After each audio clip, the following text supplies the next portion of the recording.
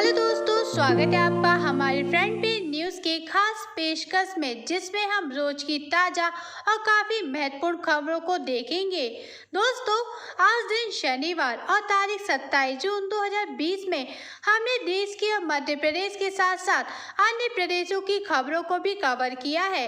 तो चलिए शुरू करते हैं हम आज की पहली खबरों के साथ। दोस्तों, एक अच्छी खबर सामने आई है। राज्य एवं केंद्र सरकारों की ओर से कई तरह की योजनाएं चलाई जा रही हैं। इसी क्रम में एक और योजना को शामिल किया गया है। अब प्रवासी श्रमिकों को गरीब कल्याण रोजगार अभियान के तहत रोजगार मुहैया कराया जाएगा। इसके लिए भारतीय रेलवे आगे आया है। रेलवे अपनी 1800 करोड़ रुपए की परियोजनाओं में करीब 116 जिलों के श्रमिकों को काम देगा। खबर है कि चीन में 5 घंटों के भीतर 2 बार भूकंप के तेज झटके महसूस होने से लोगों में दहशत मच गई। चीनी मीडिया के अनुसार चीन के शिनजियांग उइगुर स्वायत्त क्षेत्र में भूकंप के झटके इतने तेज थे कि इमारतें हिलने लगी। चीन के भूकंप नेटवर्क केएनसीसी के मुताबिक कल सुबह 5:05 पर उत्तर पश्चिम चीन के शिनजियांग उइगुर स्वायत्त क्षेत्र में भूकंप के तेज झटके लगे, जिसकी रिएक्टर स्केल पर तीव्रता 6.4 मापी गई। अगली खबर है कि मध्य प्रदेश में 3 साल से अटकी पड़ी पुलिस कांस्टेबल की भर्ती की प्रक्रिया जल्द शुरू होगी। गृह मंत्री नरोत्तम मिश्रा ने पुलिस विभाग की समीक्षा बैठक में आरक्षक भर्ती प्रक्रिया की फाइल पर हस्ताक्षर कर जल्द भर्ती प्रक्रिया शुरू करने के निर्देश दिए हैं। इसके साथ ही प्रदेश में पुलिस हॉस्पिटल बनाने की बात कही है। दोस्तों, राशन कार्ड बेहद जरूरी कागजात की श्रेणी में आता है। इससे राशन तो मिलता ही है, साथ ही सरकारी योजनाओं का लाभ लेने के लिए भी राशन कार्ड काफी जरूरी डॉक्यूमेंट होता है। लेकिन अब देश में वन नेशन वन कार्ड योजना लागू कर दी गई है, जिसकी वजह से देश में राशन कार्ड में नए सदस्य का नाम जोड़ना आसान हो जाएगा। इसी के साथ बढ़ते अगली खबर की ओर। केंद्र सरकार ने subsidy link home loan scheme प्रधानमंत्री आवास योजना की सीमा को 1 साल के लिए बढ़ा दिया है। अब इसका फायदा मार्च 2021 तक लिया जा सकेगा। इस स्कीम का लाभ वो लोग उठा सकते हैं जिनकी सालाना आय 6 से 18 लाख रुपए के बीच हो। इस स्कीम के तहत सरकार 2.67 लाख रुपए की छूट देती है। देश के सबसे बड़े स्टेट बैंक ऑफ इंडिया की ओर से जानकारी दी गई है। दोस्तों, बिहार के बाद कल यूपी में रोजगार अभियान की शुरुआत की गई। यूपी में रोजगार का नया नारा हर श्रमिकों को काम के स्लोगन के साथ ही इस अभियान के तहत सरकार 125 दिन में 1 करोड़ से ज्यादा श्रमिकों को काम देने का लक्ष्य लेकर चल रही है। खबर है कि कोरोना से जान गंवाने वाले पुलिस कर्मियों के परिवार वालों के लिए महाराष्ट्र के मुख्यमंत्री उद्धव ठाकरे ने बड़ा ऐलान किया है कि मृतक पुलिस कर्मियों के परिवार जिन आधिकारिक आवासों में अभी रह रहे हैं, वे यहां तब तक रह सकते हैं जब तक कि पुलिस कर्मियों के रिटायरमेंट का समय नहीं आ जाता। दोस्तों, गुवाहाटी में सोमवार से 2 हफ्ते का कड़ा लॉकडाउन होने वाला है। असम के मंत्री हिम्मत बिस्वा शर्मा ने कल कहा, अगले सप्ताह केवल दवाओं की दुकानें खुली रहेंगी। राज्य में कोरोना के लिए सख्त लॉकडाउन की घोषणा करते हुए उन्होंने लोगों से रविवार तक जरूरी सामान की खरीदारी करने की अपील की है। इसी के साथ नजर डालते हैं अगली खबर की ओर।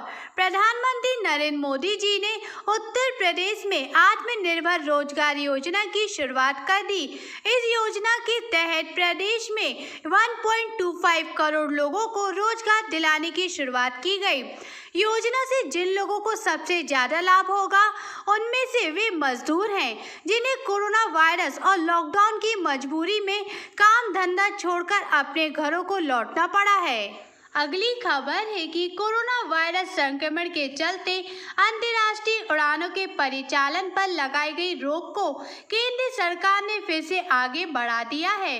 डायरेक्टर जनरल सिविल एविएशन की तरफ से जारी ताजा आदेश के मुताबिक अंतर्राष्ट्रीय उड़ानों पर रोक 15 जुलाई तक जारी रहेगी। हालांकि DGCA द्वारा इंटरनेशनल शेड्यूल फ्लाइट्स को चुनिंदा रूटों पर केस टू केस आधार पर अनुमति दी जा सकती है।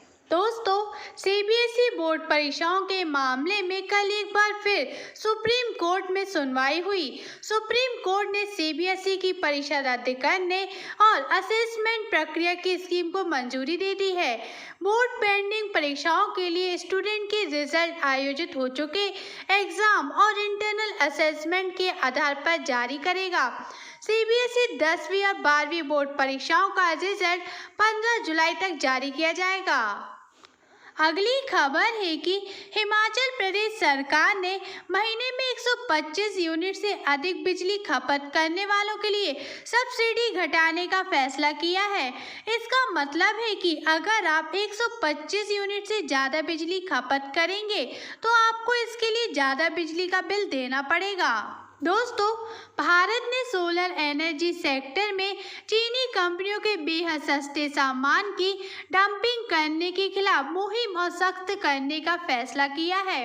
अब ये तय किया गया है कि पावर जैसे संवेदनशील सेक्टर में चीन जैसे देश से कोई भी उपकरण आयात करने के लिए सरकार की मंजूरी लेनी होगी और वहां के सभी तरह के उपकरण और सामान का विशेष इंस्पेक्शन किया जाएगा।